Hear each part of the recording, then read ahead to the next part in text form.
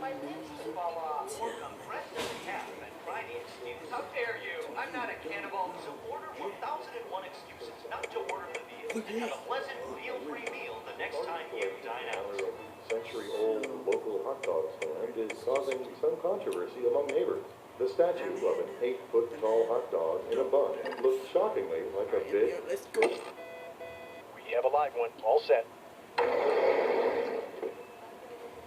This is 30 seconds, folks. Hi. No? Great. I've got a live one. Okay, you're ready on set. 10 seconds. Best of luck. Hand tool check, please. 6, 5, 4, 3. Oh, you need cellulose. Hey there, I'm Cookie Masterson, and don't worry, this isn't my first love scene. Nobody wanted to play with you, huh? It's like grammar school all over again. And your wrong answer of the game is being sponsored by Brown Anna Banana Toasters. For a perfectly toasted banana the first time and every time. Say, nice banana. Okay, no turning back.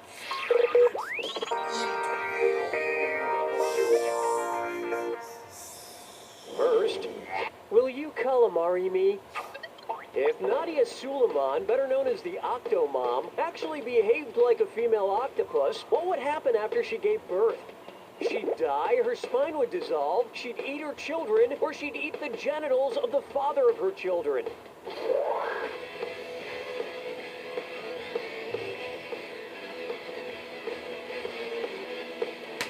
Not much time. An octopus, much like yourself, is also terrible at trivia. The correct answer is female octopuses, octopi, no, whatever, die shortly after their eggs hatch. So the octomom would unfortunately kick the bucket. Then they bury her in one casket and her uterus in another.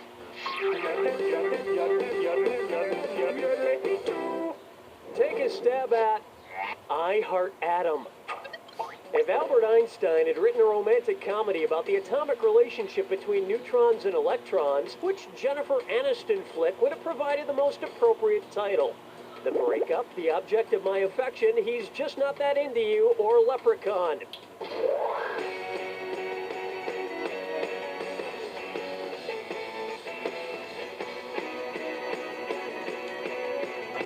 And I thought Marley and Me was sad. Ready for this? Because neutrons have no electrical charge, the negatively charged electrons are not and never will be attracted to them. But I did see a picture in Us Weekly of an electron getting frozen yogurt with a proton in Palm Springs. Woo!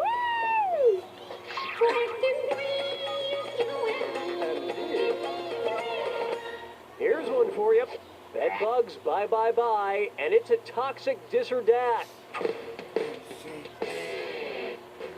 I'm going to read you a list of 7 names. For each one, you need to tell me if it's a boy band or an insect repellent brand. If it's a boy band, press left on your plus control pad. If it's insect repellent, I understand, no need for instructions. Great. Take that. 98 degrees. Damage. Yes. Ultra pure. Ozone. Don't feel too bad. Technically, all of these could be considered a kind of repellent. 1891. I played a 98 Degrees Christmas CD to keep ants out of my kitchen. Next up, Facelift book. Which website would not be a fancier version of Facebook? Physiognomy book, Nate's book, Countenance book, or Visage book?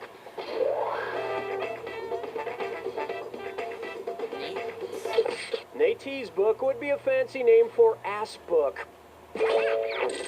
And trust me, you don't want your friend to poke you on ass book. Where's your bomb, girl? My world, girl.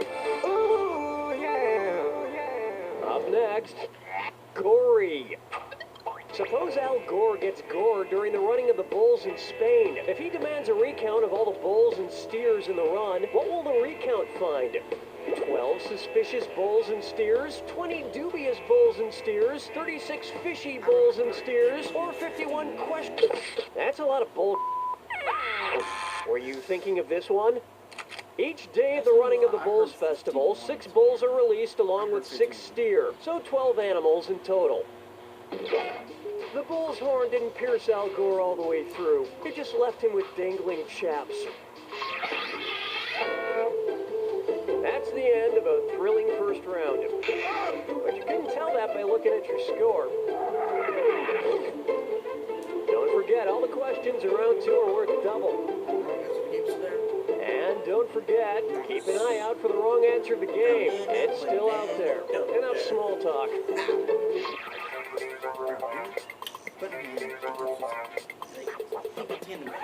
Try this on for size. I love you, Meth Cooper. I've been watching that AMC show Breaking Bad about a high school chemistry teacher who uses his science powers for evil by manufacturing drugs. And speaking of chemistry, the title Breaking Bad contains several chemical symbols such as Br, K, N, and Ba. So now it's time for a chemistry pop quiz. Which of those symbols have I matched with the wrong name? Bromine, Br, potassium, K, nickel, N, or barium, Ba.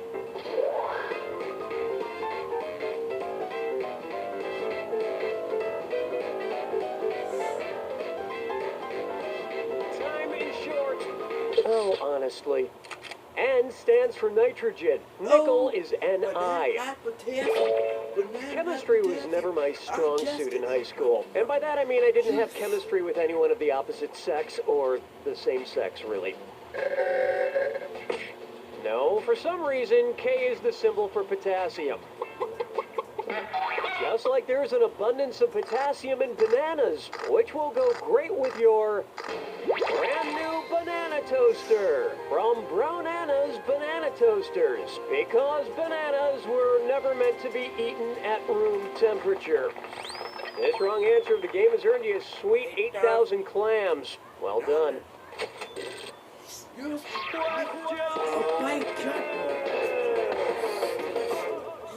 This one's known as, this heavy metal band is confusing.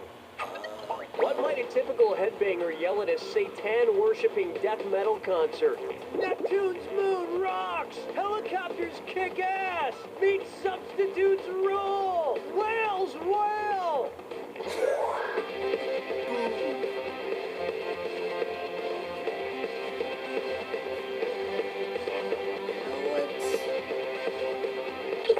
Seitan is a common vegetarian meat substitute made from cooked wheat gluten. Yeah, that should be a pretty awesome concert. Fucking chicken is picking out of me. Guess I'll marry a hate. Take a good look at Referio. I don't know if you've ever been to Rio de Janeiro, but they have that giant stone statue looming over the city called Christ the Redeemer. It's real famous. If Rio's Christ the Redeemer statue were refereeing a game played by other giant statues, what call would he be making? Touchdown, safe, traveling, or pass interference?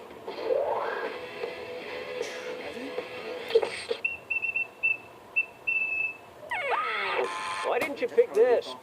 The Christ the Redeemer statue's arms are stuck straight out to the sides, sort of like an umpire calling a baseball player safe. Still, Christ would make a pretty annoying constantly saying things like, you know, the only way to be truly safe is to accept me as your personal savior.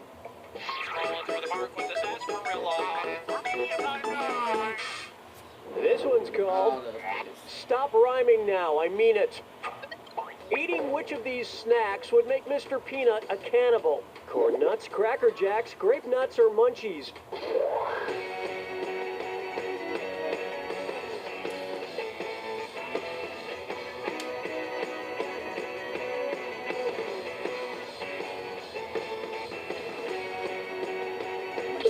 Yeah, you get the munchies a lot, don't you? The correct answer is Cracker Jacks is the only snack listed that contains nuts. What does Mr. Peanut eat anyway? I'm guessing it's a lot of fish. Don't know why, just seems like he'd eat a lot of fish. Maybe it's the monocle. Let me never let me go.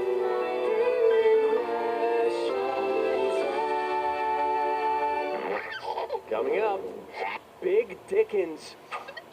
Which Charles Dickens novel ends most like the way The Sopranos ended? Great Expectations, The Mystery of Edwin Drood, A Christmas Carol, or Little Dorrit? I don't know how to goes. I'm doing what? Let him go. Oh, great. Now I actually have to read Little Dorrit and see if you're right or not. Daniel Doris was waiting there, Mr. Thanks. If it's Doris really opened, held the inkstand. I better watch And Sopranos. they made their usual uproar. The end. No, it's different.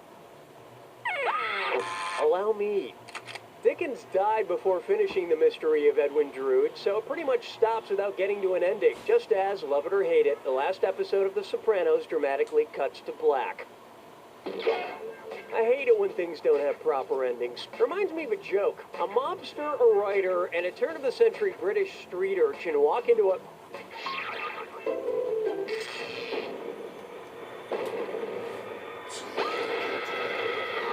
Welcome to... Oh, you know all about the attack. Lovely. Here's your clue. Sequel. The subtitle. Get ready for a massive disappointment. Good luck.